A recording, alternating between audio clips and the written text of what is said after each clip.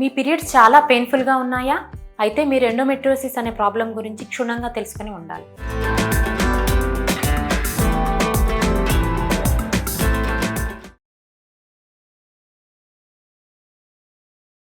Endometriosis అంటే ఏంటి అంటే, ప్రతి నెల మనకి పీరియడ్స్ వచ్చిన టైంలో గర్భసంచి లేయర్ అంటే లోపలున్న ఎండోమెట్రియోము షెడ్ అయిపోయి బయటకి మానం ద్వారా బయటకు వచ్చేసేయాలి. కానీ కొంతమందికి ఏమవుతుంది అంటే, ఈ ఎండోమెట్రియము శరీరంలో ఉన్న వివిధ అవయవాల్లోకి వెళ్ళి డిపాజిట్ అయ్యి ఎవ్రీ టైము మీరు బ్లీడ్ అయినప్పుడల్లా ఎక్కడైతే ఇవి డిఫరెంట్ పార్ట్స్లో డిపాజిట్ అయ్యాయో అక్కడ కూడా బ్లీడ్ అవ్వడం స్టార్ట్ అవుతుంది. సో దానివల్ల ఏమవుతుంది అంటే, అక్కడ ఇన్ఫ్లమేషను, స్కారింగ్, ఎడెషన్స్ అంటే ఆ ఇన్ఫ్లమేషన్ వల్ల అక్కడ అవయవాలన్నీ అతుక్కుపోవడము, ఇన్ఫ్లమేషన్ దానివల్ల సివియర్గా ఇంకా పెయిన్ రావడము అనేది ఎక్కువైపోతూ ఉంటుంది. సో దీనివల్ల ఏమవుతుంది? సో యూజువల్గా ఎండోమెట్రియోసిస్ మీ ఫ్యూచర్ ఫర్టిలిటీ మీద, మీ లైఫ్ స్టైల్ మీద, మీ ప్రొలాంగ్డ్ మార్బిడిటీ కాజ్ చేసేదానికి అవకాశం ఎక్కువగా ఉంటుంది. సో ఇక్కడ ఏమవుతుంది అంటే, ఈ స్కారింగ్, అడెషన్స్ వలన ఫెలోపియన్ ట్యూబ్స్ బ్లాక్ అయిపోవచ్చు. ఫెలోపియన్ ట్యూబ్స్ బ్లాక్ అయిపోవడం వల్ల మీ అండము, వీర్యకణము శరీరంలో న్యాచురల్గా కలిసే అవకాశాన్ని కోల్పోతారు.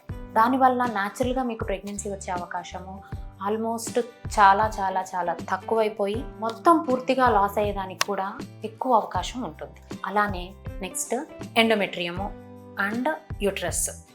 ఈ ఎండోమెట్రియము బయటకు వచ్చే మార్గంలో గర్భసంచి వాల్స్లో కూడా వెళ్ళి డిపాజిట్ అవుతుంది. సో దానివల్ల ఏమవుతుంది అంటే, ఎడినోమయోసిస్ అనే ఇంకొక ప్రాబ్లంకి కాజ్ చేస్తుంది. సో ఈ ఎడినోమయోసిస్ వల్ల ఏమవుతుంది అంటే, గర్భసంచి గట్టిపడిపోతూ పోతుంది. దానివల్ల మనకి బేబీ తయారైన తర్వాత వెళ్ళి గర్భసంచిలో అతుక్కుంటేనే ప్రెగ్నెన్సీ వస్తుంది. సో ఇక్కడ ఈ అతుక్కోవడం ఏదైతే న్యాచురల్గా మన శరీరంలో జరగాలో ఆ స్టెప్ని ఎడినోమయోసిస్ అనే ప్రాబ్లము ఆపేస్తూ ఉంటుంది. సో అలా కూడా మీకు న్యాచురల్గా ప్రెగ్నెన్సీ వచ్చేదానికి అవకాశం తగ్గిపోతూ ఉంటుంది. అలానే పెల్విక్ ఇన్ఫ్లమేషన్.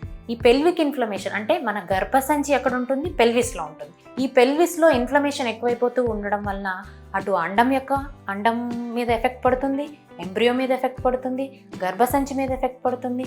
వీటన్నిటి వల్ల మళ్ళీ కూడా చివరికి మళ్ళీ ప్రెగ్నెన్సీ వచ్చేదానికి అవకాశం తగ్గిపోతుంది. అండ్ చాక్లెట్ సిస్ట్ అంటే ఎండోమెట్రియోసిస్ ఇన్ ఓవరీ. ఈ ఓవరీలో ఎవ్రీ మంత్ మీకు బ్లీడింగ్ అయినప్పుడల్లా కూడా అక్కడ బ్లీడ్ అవుతూ పోవడం వల్ల అండాశయాన్ని పూర్తిగా తినేస్తూ పోతూ ఉంటుంది. దీనివల్ల అండం యొక్క సంఖ్య తగ్గిపోతుంది, అలానే అండం క్వాలిటీ కూడా తగ్గిపోతూ ఉంటుంది.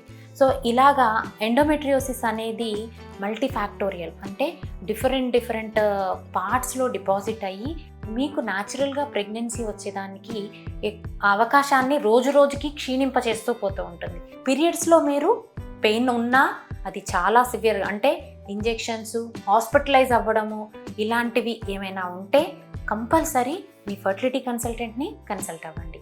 Thank you.